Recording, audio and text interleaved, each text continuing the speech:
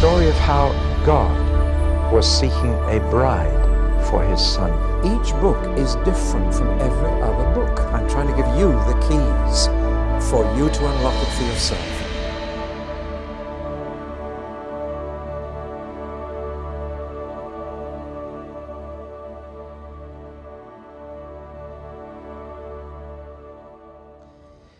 There's a double thread running right through the Old Testament, which requires an explanation.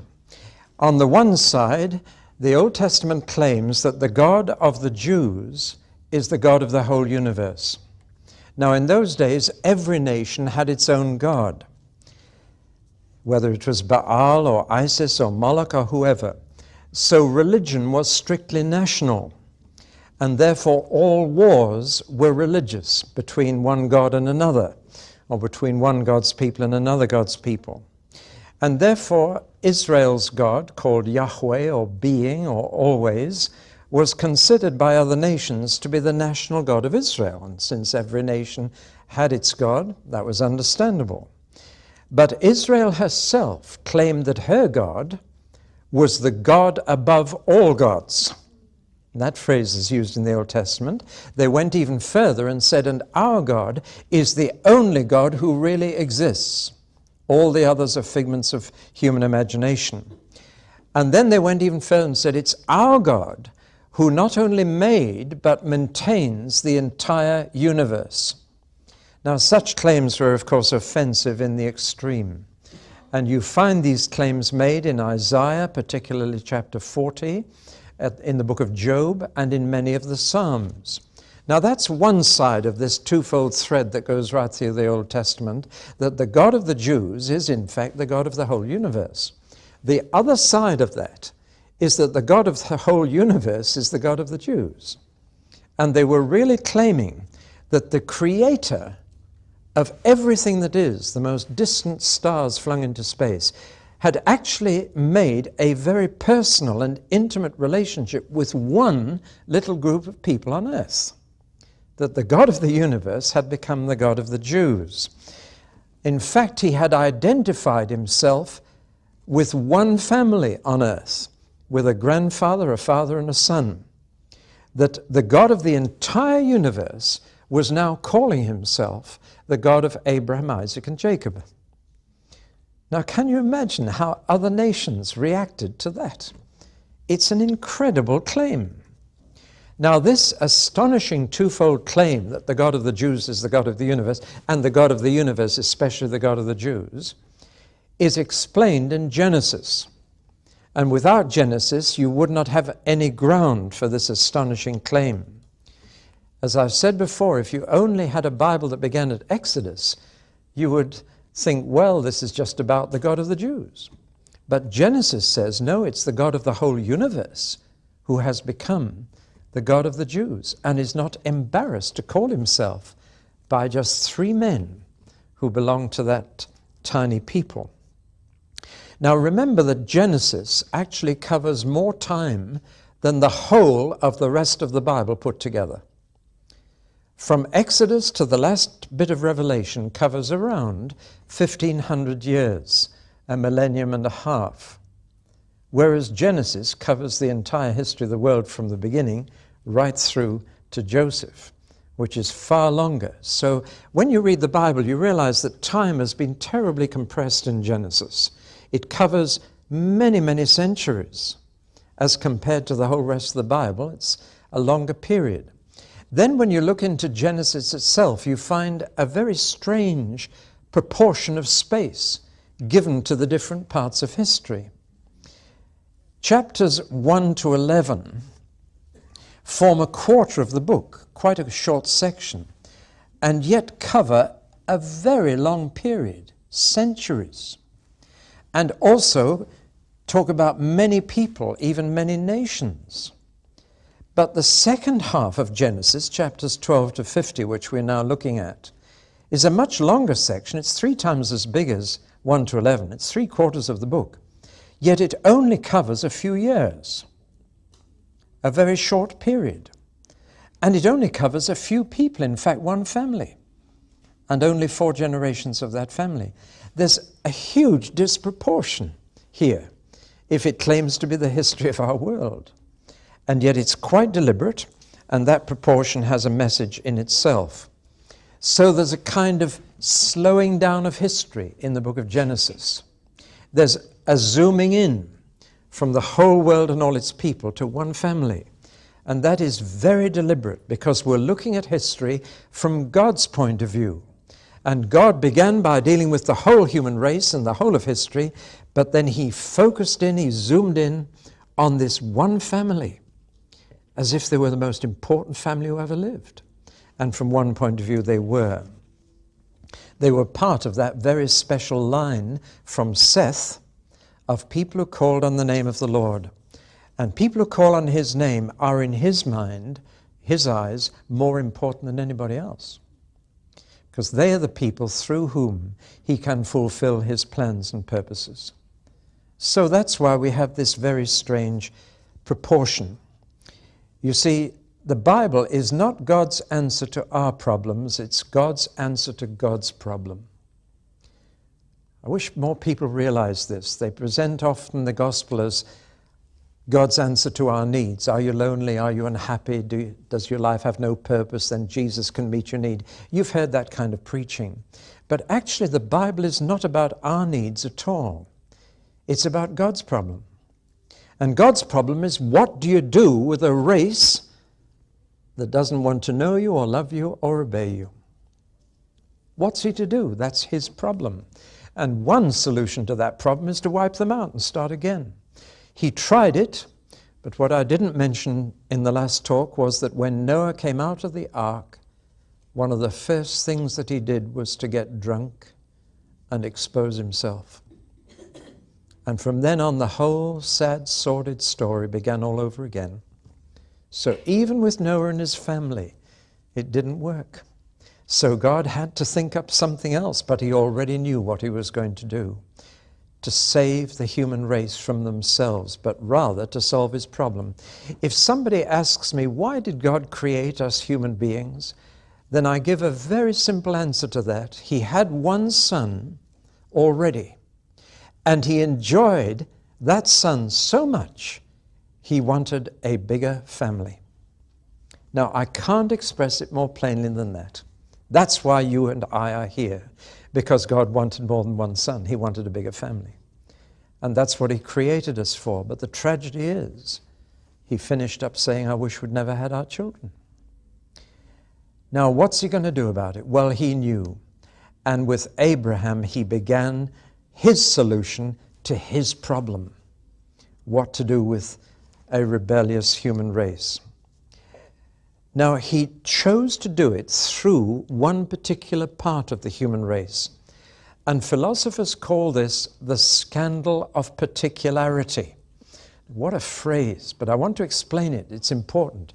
The scandal of particularity is, why should God only deal with the Jews? Why didn't he save the Chinese through the Chinese and the Americans through the Americans, the British through the British? It's an offense to us that he chose to solve his problem through the Jewish people. There are 2 poets, one of whom is called William Norman Ewer and the other Cecil Brown. They both wrote very short poems. William Norman Ewer, who only died in 1976, wrote this poem, How odd of God to choose the Jews. Brilliant poetry, and certainly one of the most widely quoted poems of all time. So along came Cecil Brown, and he decided to write a second verse. And his second verse went, but not so odd as those who choose a Jewish God, but spurn the Jews. And those 2 verses sum up what philosophers call the scandal of particularity. Well, we had 3 children, and when I brought sweets for them, I could do one of 2 things. I could either bring 1 bag of sweets and give that to one of them and say, now share that with your brother and sister, or I could bring 3 bars of chocolate and give them 1 each. Now guess which brought peace to the house? See? And it was much easier to give them each. some sweets. But we wanted to create a family. And if you're going to do that, then you must give the sweets to one and let them share it with the others. That's God's way. Instead of sending his son to be an American and a Chinese and an Indian and whatever, he chose the Jews. He sent his son to be a Jew, and he's still a Jew. And he said to the Jews, now you share that with everybody else. That's how he chose to save us. And it's his choice. You can argue with it, but that was his choice. And that's why he is calling himself the God of Abraham, Isaac, and Jacob. Chapters 12 to 50 are basically the stories of just 4 men. And yet 3 of them are classed together, and one is quite different. We're only going to look at the 3 in this talk, and the 4th generation in a separate talk. He's quite different. God never called himself the God of Joseph. He is the God of Abraham, Isaac, and Jacob, just the 3 generations. And we've got to ask why. And as we study the stories of these 3 men, we're going to notice that there's a kind of counterpoint, a kind of contrast between these men and one of their relatives. So the counterpoint to Abraham is his nephew, Lot. The counterpoint to Isaac is his stepbrother, Ishmael.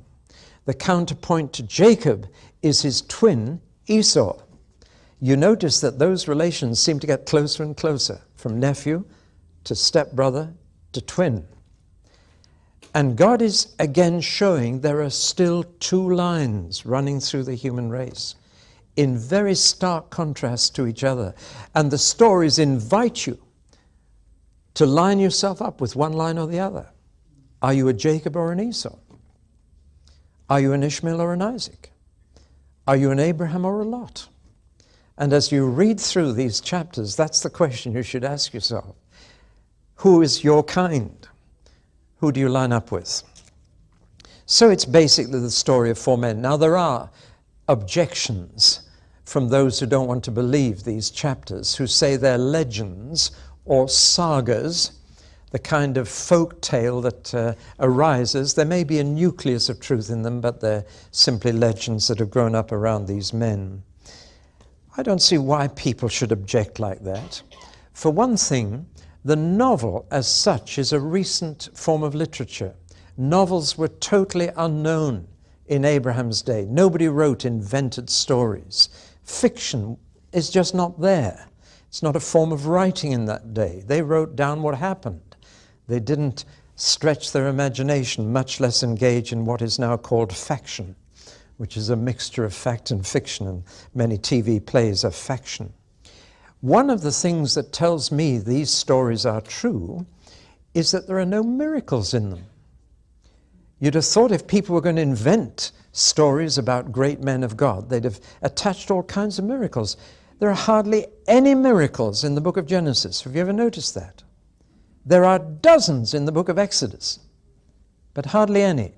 Yet legend is usually stuffed with miraculous or magical things happening. These stories don't have that. Furthermore, nobody has found a single anachronism in these stories. Let me tell you what I mean. If Genesis said that Abraham picked up the telephone and got in touch with Isaac, that's an anachronism. And you just know that's false because there were no telephones in those days, much less faxes. So if you saw a telephone or a fax mentioned in Genesis, immediately you'd be suspicious. But in fact, the cultural details that emerge in these stories, archaeology has shown to be totally true to the day in which they lived. So really, I believe there's no reason whatever for doubting the truthfulness of these stories. The one feature that natural explanation can't account for is that angels play quite a part here. But they do right through the Bible, especially during the days of Jesus and even more in the book of Revelation. So if you've got problems with angels, you've got problems with the whole Bible. But apart from that, these stories are terribly ordinary. They're about ordinary men and women who are born, who fall in love, who marry, have children, and die. So what's difficult about that? They keep sheep and goats and cattle and grow a few crops. So what's the problem with that? They disagree, they quarrel, they fight. So what's new? They erect tents, they build altars, and they worship God. All of these things are totally within the range of normal human experience. So what's different about these stories? The answer is God talks to them. And they talk to him. They hold conversations. The God of the entire universe makes a friend called Abraham. That's a wonderful epitaph. Wouldn't you like that on your gravestone? Friend of God. It was God who called him. That's my friend, Abraham. Now that is incredible, isn't it? That the God who flung all the stars out there says, he's my friend, this man Abraham. That is the scandal of particularity. People can't cope with a God who makes personal friends. They feel that somehow it's not on. And yet that is the truth of what happens here. Now the big question is, why should God choose to identify himself as the God of Abraham, Isaac, and Jacob, or to give them their Hebrew names, Avram, Isak, and Jakov? Why should he identify himself with them? What's so special about them? And that's the question people have been asking ever since. What's so special about the Jews? Why should they be the chosen people and not us? Or that's the implication when they say, why should they be the chosen people? You can almost hear them saying to themselves, and not us, because we're so much more important or gifted or whatever than them. It's not true. But the answer lies in God's sovereign choice. Not arbitrary choice, sovereign choice. The one thing that is quite clear is that these three men had no natural claim on God. God freely initiated the relationship with them. They couldn't say, we claimed that relationship. And in fact, on each of the generations, it is striking that the son who would normally inherit from the father didn't. Because in those days, the eldest son inherited the family business and the family wealth. And yet in each generation, God chooses not the eldest, but the youngest son. He chooses Isaac, not Ishmael. He chooses Jacob, not Esau. As much as to say, nobody has a natural claim on my love. It's just my love that I give to you. So it was not a question of straight heredity through the eldest son. Neither Isaac nor Jacob were the firstborn. And what they inherited was a free gift every time. So they had no natural claim. More striking is the fact that none of these three men had a moral claim on God. Not one of the three could claim to be better than everybody else. In fact, the Bible is an honest book and tells us that all three of them were liars. All three of them. We are not given stained glass pictures of these three great saints. We are given a picture of very ordinary men like us who had their weaknesses. Both Abraham and Isaac lied through their teeth about their own wives to save their skins. So what have they got that others haven't? Why should God choose them? And Jacob was the worst of the three. There's not one of you would like to have Jacob as a relative. You'd be scared stiff of what was going to happen to your money or anything else. He was a schemer. Mind you, he was paid back. I cannot read one verse in the Bible without giggling. And it's the verse, and lo, in the morning, behold, it was Leah. I mean, you know the story, don't you? It's the first morning of his honeymoon. He went, and he's got the ugly sister. Because he went to bed in the dark and she was veiled all through the wedding. And he'd worked 7 years to get the pretty sister. And his father-in-law's palmed off the ugly. Now, if it happened to you, you wouldn't laugh. But if it happened to your best friend, well, I mean, the humor in the Bible comes across, doesn't it? But the lesson behind that verse is very profound. Whatever a man sows, that shall he also reap. Here's the man who cheated his own blind, aged father. And now somebody's cheating him. He can't complain about that, can he? That's the biter bit.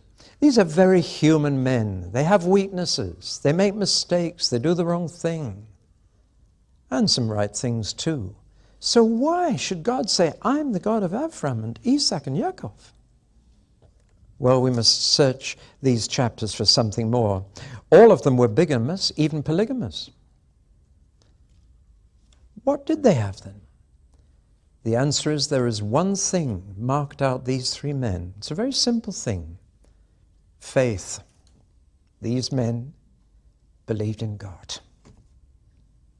And God can do wonders when a man believes. God would rather have a believing man than a good man. In fact, he even said to Abraham that his faith went down in God's book as righteousness. It was reckoned to him as righteousness.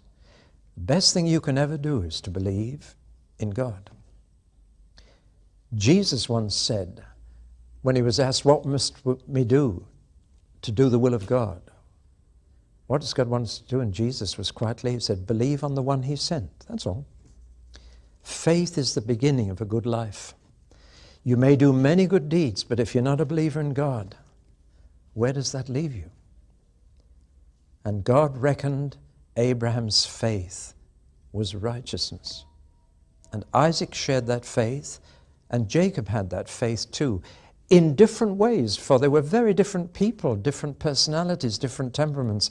But the one common thing was they had faith, and they showed it in very different ways, as I've said. Abraham showed it by leaving Ur of the Chaldees. I thought you might be interested to see this. That's a big ziggurat, as they're called, a tower reaching to heaven, in Ur of the Chaldees, where Abraham lived. It was a very impressive place, was Ur.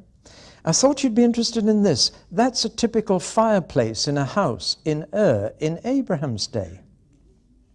Would you believe it? They were a highly sophisticated, cultured city, terribly advanced for their age. And God said to a man sitting by a fire like that, I want you to live in a tent for the rest of your life. And the man was 75. Would you leave a fireplace like that and live in a tent up in the mountains where it's cold and snows in winter for the rest of your life at the age of 75? But if that old man had not done so, you wouldn't be sitting here now. For that was Abraham. Just thought you'd be interested to see what an amazing place he left, to live in a tent up in the hills and to look after a few sheep and goats, because God said, I want you to come with me to a land you've never seen, and you'll never see this land again. I want you to leave your family and friends. Abraham actually took his father and his other members of his family halfway. He got as far as Haran, and they decided they'd had enough, and they settled there. And Abraham went on alone with his nephew Lot, this old man. But he believed God. And he even believed that God could give him a son. Well, considering his wife was 90 at the time, it's no wonder that when the boy came, they called him Joke. Isak, Hebrew for laugh. And they called the little boy Joke. What a joke, because Sarah, when she heard that she was going to be pregnant at that age, she just roared with laughter. And God heard that laughter too. But what faith! Mind you, his faith shook a little. He waited, first of all, 11 years, and the boy never turned up, and his wife got older and older. And when she suggested that Abraham try and get the boy through one of the young maidservants, he did. And that's how Ishmael got born. But Ishmael was not a child of faith. He was a child of the flesh. And God didn't choose him. Now, don't ever think that that was unfair to Ishmael, because God blessed Ishmael, and he promised him that he'd be the father of many nations and produce 12 princes. And he's the father of the Arab nations today. So God didn't put him down, but he didn't choose him. Not for that line of faith, because Ishmael didn't show faith. But he was blessed. And above all, Abraham exercised faith when God said, would you be willing to sacrifice your son, your only son, for me? That was after another 16 years had passed, and then the boy came, Isaac. You willing to sacrifice him for me? And it tells us that Abraham was willing to kill Isaac as a sacrifice because he believed God would raise him from the dead after he'd killed him. Now, considering that God never had done that before and had never caused a resurrection, that was some faith. But that's why he was prepared to do it. And the reason why he was prepared to believe that God would raise Isaac from the dead was because he had been able to conceive Isaac when he was a very old man, when, as the Bible says, his body was as good as dead. Therefore, he said, if God can make my dead body produce life, he can also raise my son from the dead. What faith! Isaac, his faith was shown that he submitted to be sacrificed when he was in his early 30s. Every picture I've ever seen of Abraham offering Isaac was a little boy of 12. Is that the picture you've got in your mind? You'll never find a Jew believing that, because the Jew knows his Bible and he doesn't divide it into chapters as we do. After the sacrifice of Isaac, the very next thing that happens is Sarah's death, the age of 127, when Isaac is 37. And that's the next event after the sacrifice. So Isaac was in his early 30s, and he submitted to his father Abraham, an old man. And he did it on a mountain called Moriah, which later became Golgotha, or Calvary. It's an amazing story, isn't it? Well, I'm jumping ahead to the next talk, so let's get back to this one. Jacob. Oh, by the way, Isaac also had faith that God could choose his wife for him. And he accepted the wife of God's choice, Rebekah. Next thing to notice is that Jacob had faith. Mind you, at first, he had faith in himself. He could manipulate the blessing, and he did. And by scheming and deception, he got the blessing. But at least it showed someone who wanted to be blessed, which is good. But later God had to break that man, and he limped for the rest of his life. After wrestling with God all night, he walked like that for the rest of his life. But from then he really believed God. And he believed that his 12 boys would become 12 tribes. These men, in spite of all their weaknesses and their failures and the mixture of good and bad, they shine as men who believed in God. They had faith. And therefore, when you look at the contrast in their relatives, you find people of flesh rather than faith. You find materialists rather than those with spiritual vision.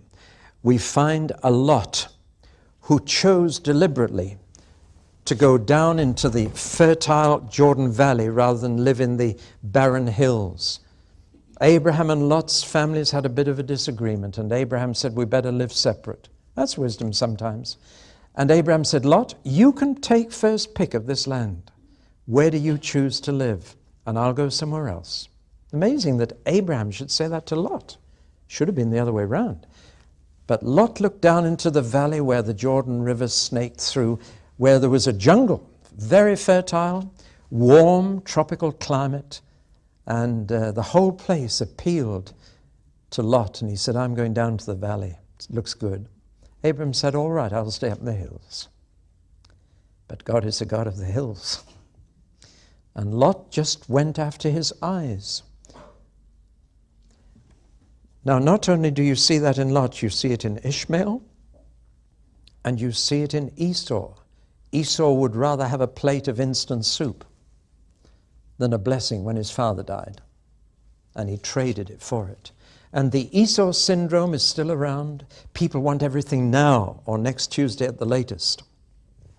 In fact, in the letter to the Hebrews, it tells us not to be like Esau, who regretted his bargain and afterwards sought the blessing with tears, but there was no repentance there. So that we've got these 3 men of faith contrasted with these relatives of flesh. And that kind of distinction runs through most families today. Those who live by faith, those who live by flesh. Now, this contrast is also seen in their wives. And you ladies, when you read these chapters, study the wives. They're very interesting. For one thing, Sarah, Rebekah, and Rachel had one thing in common. They were all very beautiful. not glamorous, but beautiful. And glamour fades, but beauty increases. A friend of mine, a Methodist minister, had a beauty queen contest in his church. This was 35 years ago and shocked his congregation. But he made one condition, and that is that every entrant had to be at least 60 years of age. And he wanted to try and demonstrate that glamour and beauty were two different things. Now it says of the 3 wives of the patriarchs, they were all beautiful and they had the lasting beauty of inner character. And they all submitted to their husbands. I'll go on to something else. The wives of the others are again a contrast to the wives of the men of faith. There's an unusual shaped mountain at the south end of the Dead Sea called Lot's wife. It's the shape of a woman running away. But even Jesus said, remember Lot's wife. She looked back to the comfortable life they were leaving, yet a life that was going to be judged by God. They lived in Sodom, a name that's become infamous in history. Well, that's what we're looking for when we read these chapters. We're looking for faith and flesh and the contrast between men and their wives. And you begin to understand why God says, I belong to this side of the family and not to this side. Let's just look at those 3 men in perhaps a little greater detail. God made a promise to Abraham on which we still rely. God began creation with one man, and he began redemption with one man, this man Abraham, and he made a covenant. That's a beautiful word that goes right through even to when we take bread and wine together, for this is the blood of the new covenant. But this word covenant is very precious. It is not the word contract. It's not a bargain struck between 2 parties of equal power and authority. A covenant is entirely made by one party to bless the other. And the other has only 2 choices, to accept the terms or to reject them, but they cannot change them. And God makes covenants and he keeps them. And God swears by them. Have you ever heard God swear? When man swears, he swears by a power greater than himself. He often says, by heaven I'll do that, or by God I'll do that. Well, God, you see, has nobody higher to swear by. So he swears by himself. And where a human being might say, by God, I'll promise to do that, God says, by myself I have sworn. And that's how God swears on oath. By myself, because there's nothing above God to swear by. So he swears by himself, and he tells the truth, the whole truth, and nothing but the truth. And he promised Abraham, virtually a covenant is a marriage. And the key words are always, I will. And if you read Genesis 12, God says 6 times, I will, I will, I will, I will. And the truth is that the God of the universe married himself to this particular family. And he promised them a place to live in. He gave them a little patch of land where the continents meet.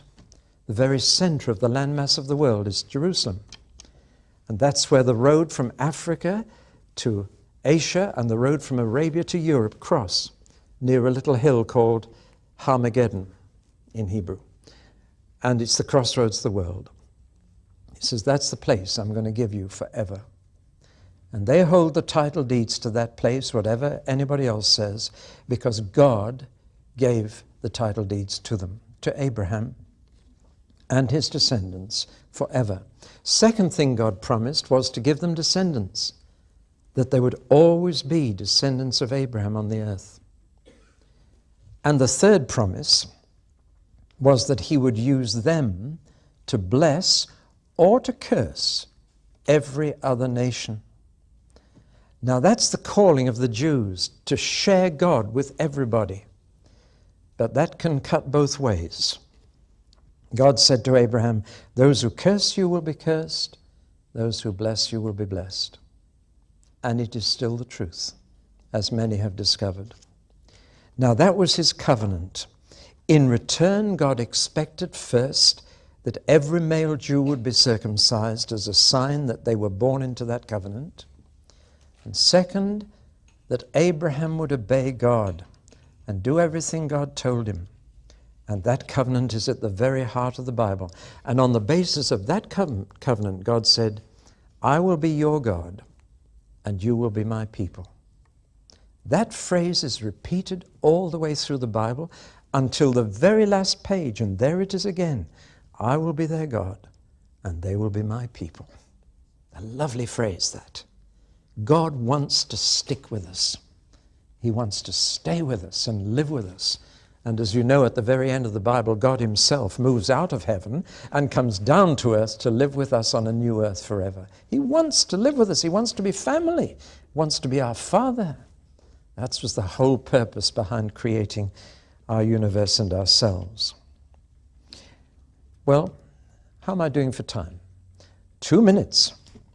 Then I better begin to leave it there. I'll just say this, that Jacob, the most colorful of all, the mother's boy, even when he was born, he was holding the heel of his twin brother Esau, the red-haired brother he had, grasping from the very beginning, but God dealt with him. Esau went actually to live in a place we now call Petra. Some of you may have seen these amazing temples carved out of the red sandstone. Esau went to live here and formed the nation of Edom. And the hatred between Ishmael and Isaac is still in the Middle East, between Arab and Jew. But the hatred between Esau and Jacob has gone, because the last Edomites were known by the name of Herod. And it was a descendant of Esau that was king of the Jews when Jesus was born, and who killed all the babies in Bethlehem to try and get rid of this descendant of Jacob who was born to be king. Finally, I'd just like to point this out. Abraham, Isaac, and Jacob all showed their faith in one extraordinary way. They all, each of them, left to his son what he didn't possess. Abraham said, Son, Isaac, I'm leaving the whole land around you to you. And Isaac said to Jacob, I'm leaving the whole land to you. And Jacob said to his 12 boys, the whole land I leave in my will to you. And not one of them possessed any of it except one cave, the family vault in Hebron, the cave of Machpelah. Isn't that amazing? What faith to write a will leaving a whole land to your offspring when you've never possessed it. But they believed that God had given it to them and that one day that whole land would be theirs. And finally, when I read Hebrews 11, I read about these men, Abraham, Isaac, and Jacob, and I read about their faith, and then it says this, all these were still living by faith when they died. They didn't just believe for a day or two. When they died, they were still believing because they never saw the promises fulfilled. And listen what it says now in that same chapter. They were all commended for their faith, yet none of them received what had been promised to them. God had planned something better for us, that only together with us would they be made perfect. See, Abraham, Isaac, and Jacob are not dead. I've seen the tombs of their bodies in Hebron, but they're not dead. Jesus said God is the God of Abraham, Isaac, and Jacob. Not was, is. He's not the God of dead people, he's the God of the living. And we are worshiping the God of Abraham, Isaac, and Jacob. They're still alive. And without us, they will not be made perfect. And they are among the great cloud of witnesses that's watching how we run. Because their perfection, their fulfillment of God's promises, is dependent on us too. We're all going to come into it together. When Jesus comes back to earth, you'll see Abraham, Isaac, and Jacob coming back with him. And together with us, made perfect in God's sight. All those weaknesses taken away and perfectly reflecting the image of God.